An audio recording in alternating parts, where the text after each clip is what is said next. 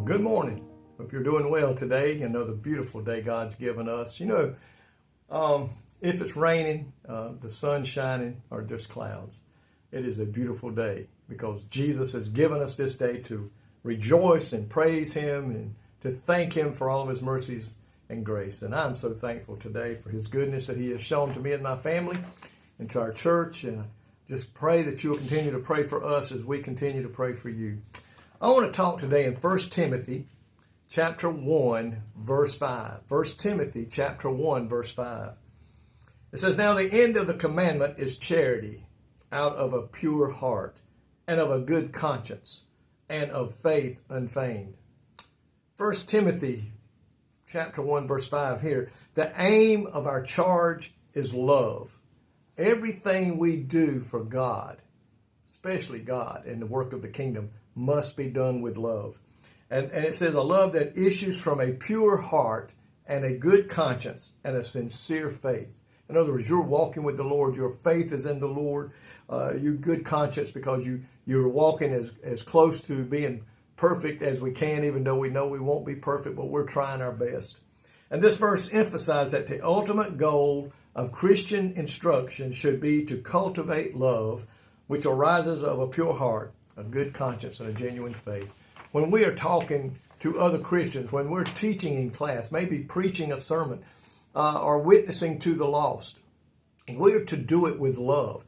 We don't go in there and point fingers and tell them you're living a sinful life, you're going to go to heaven, blah, blah, blah, blah, blah. No, we go in there and begin to share with them what Jesus can do for them. We show them love. We don't put fingers in their face. We don't talk in attitude of, look how perfect I am.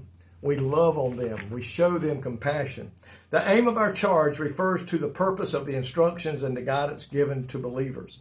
Love, the central focus, not just any type of love, but a love that is pure, that is selfless, and directed towards God and others.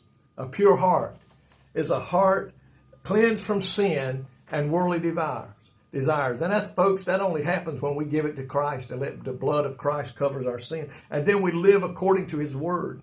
And we focus on God's will. What is God's will for my life? What does God want me to do? And what does God have me to do today? To share in His grace and His mercy and His salvation. And it says according to Bible, according to what thus saith the word of the Lord.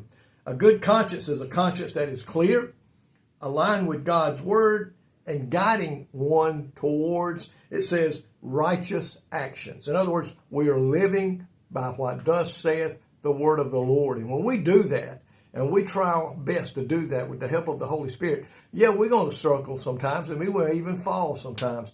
We're not perfect and will not be perfect until we get to heaven. But we know that Jesus said He is faithful and just to forgive us when those times do happen.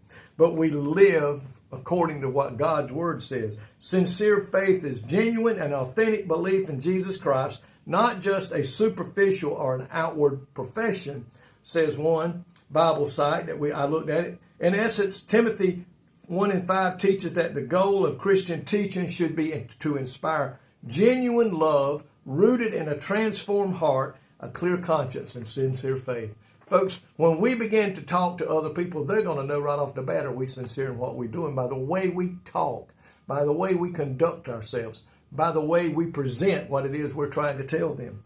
The supreme goal of all instructions from God's word is not really Bible knowledge in itself, but an inward moral transformation that expresses itself in love, purity, and a clean heart. So today I pray that we will do our best to go out and share the word of God with love, coming from a pure heart that shows people that not only does God love them, but we love them too. No matter what they've done, no matter what they're guilty of, no matter who they are, we love them because they were created in the image of God. And we know today, folks, they have a soul just like we do. That soul is going to live somewhere forever. And I don't want to see nobody go to hell. Pray today that we'll do our best to go out and show the love of God as we witness to them about what God can do for them.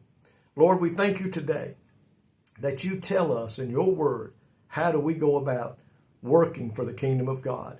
and the best ways to do it. We don't have to sit there and guess. We don't have to hope we pick the right one. The Word of God is very plain in what we must do and how we must do it.